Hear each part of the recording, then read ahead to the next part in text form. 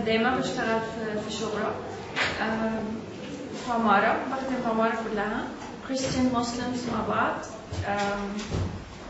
متجوزة واحد كنت بحبه قوي زمان، بس هو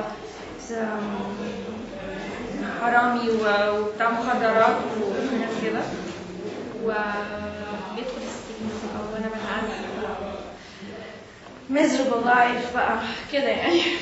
طموحها بص اقول لك حاجه، هي بنت اتولدت عشان الشقاء. هو عمرو ادالي انها تتعذب طول حياتها، من بقى من مامتها، من جوزها، من الدنيا، من everything فاهم؟ فهي كانت احلى حاجه صغيره قوي انها تعيش مع الانسان اللي هي بتحبه and live a happy life وبيبيز بقى وحاجات كده، بس طبعا ما حصلش خالص. بصي انا احب اعمل اي حاجه ما لهاش علاقه بيا خالص خالص، يعني فاكره كلمني شكرا، فاكره كف القمر، هنا بحب اعمل الحاجات الصعبه، الحاجات البعيده عني تماما.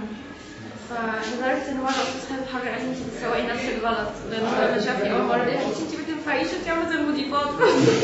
قلت له استنى طيب خلينا بس نعمل بروفا. فانا بحب اول الحاجات الصعبه اللي بعيده عني تماما عشان اشتغل واحس ان انا فعلا اشتغلت وفعلا عملت حاجه. لا هو كنت موجوده ساعه مع البلطجيه حاجه مع اللوكيشن بتاع التصوير؟ اي نعم. ايه اللي حصل؟ لا قصه ان احنا كنا بنصور سوري، فجاه سمعت ان في بلطجيه، وساعتها كنت انا بس اللي موجوده هنا كبنات يعني، فلقيتهم بيقولوا لي يلا حوريه امشي بسرعه، كلمي السواق امشي بسرعه. فسالت في ايه، فقالوا لي في بلطجيه يعني. فالمهم ركبت العربيه، انا I live in Garden City، واحنا واقفين عند الهايت كده كان في بوليس، فقلت له لو سمحت حضرتك، قال لي ايه، قلت له مش حضرتك بوليس، قال لي ايوه. قلت له دلوقتي حصل ان في بلطجيه هجموا علينا واحنا بنصور في المنيا. فقال لي طيب وبعدين؟ قلت له يعني can you help? we need help. فالمهم راح قال لي والله انا متاسف، حضرتك ممكن تروحي للجيش، الجيش هو اللي ممكن يساعدك. قلت له من حضرتك ايه؟ قال لي لا لما هم يمشوا ساعتها احنا هنشوف شغلنا.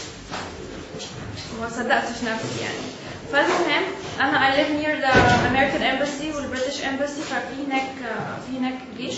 فرحت لهم على طول، قلت لهم لو سمحت excuse me، دلوقتي انا بصور في المنيا وفي بلطجيه دخلوا علينا ومش عارفين نعمل ايه. قال لي طب هو ايه اللي حصل؟ قلت له ما اعرفش، هم مشوني بس انا خايفه على زمايلي لاني ما اعرفش بلطجيه دول كانوا ايه، بس سمعت ان هم كانوا جايبين معاهم ميه نار و نايفز وحاجات كده، فانا مش عارفه يعني. فقال لي طيب تعرفي تودينا هناك؟ قلت له طبعا اعرف. قال لي طب ممكن ثانيه واحده استني في الشارع؟ قلت له اوكي. بس كان معايا الدرايفر، كانت معايا ماي اسيستنت كده، قاعده في العربيه. فجاه لقيت عربيه كبيره وقال لي انا جبت لك بط الساعه. قلت له واو واو. كانوا جايين لابسين بقى حاجات كده 7 بقى، والراجل دراعه قد كده ما شاء الله يعني مش قصدي حاجه. بس قال لي تودينا؟ قلت له اوكي. بس فمشوا ورانا وجينا هنا